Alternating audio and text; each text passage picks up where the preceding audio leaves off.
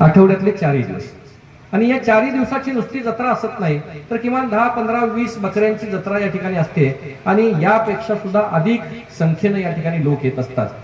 आणि या देवाच्या श्रद्धेपोटी खासदार धनंजय महाडिक साहेबांच्या नावासमोर खासदार लागलं आणि मग इथलं जे काही देवस्की करायची होती, इथली जत्रा करायची होती, ती जत्रा करण्याचा योग या निमित्तानं आज आला. आपण सर्वजण या कार्यक्रमाच्या निमित्तानं उपस्थित राहिलेला आहे. ग्रामपंचायतीच्या वतीनं सुद्धा उर्वरित जो काही निधी आहे, कमी पडणारा निधी आहे, त्याची मागणी केलेली आहे. खासदार साहेबांनी आता मला सांगितलं, सरपंच साहेबांनी याकडे थोडं कटाक्षाने लक्ष द्यावं की साधारणपणे ब वर्गाचा निधी हा आता 5 कोटी झालेला आहे, पण आमच्या या देवस्थानला ब वर्गाचा निधी आता 2 कोटी रुपये प्राप्त झाला आहे. अजून 3 कोटी रुपये ब वर्गाचा निधी आपला महाराष्ट्र शासनाकडे शिल्लक राहतो.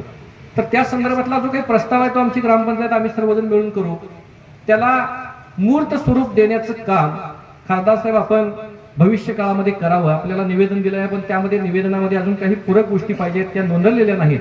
उद्याच्या काळात आम्ही सगळे ग्रामपंचायतीचे सगळे सदस्य असतील, देवस्थान कमिटीचे सगळे मेंबर असतील किंवा या विभागाचे सगळे मानकरी असतील, हे मानकरी बसून आम्ही त्यामध्ये चर्चा करू आणि त्यामध्ये लागणारा जे काय डिसेंट अहवाल आहे, डिसेंट प्रस्ताव आहे, तो आपल्याकडे देऊन याची पूर्तता आपण ग्रामपंचायतीच्या मागणीनुसार करावी अशी विनंती या निमित्तानं करतो.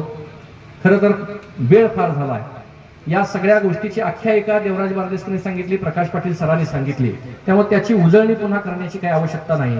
अशाच पद्धतीनं जे काही प्रकाश पाटील सरांनी नामदार आमदारचे नामदार व्हावेत, केंद्रीय मंत्रिमंडळामध्ये आपला सर्वांचा साक्षीनं खासदार साहेबांचा समावेश व्हा अशी काही मागणी केलेली आहे. या मागणीला सुद्धा आपल्या सर्वांची सत्ता आवश्यक आहे. आपण सर्वजण या मागणीला अशा या ठिकाणी पुन्हा एकदा या भूतोबाची चरणी मागणी करूया आणि या जरेच्या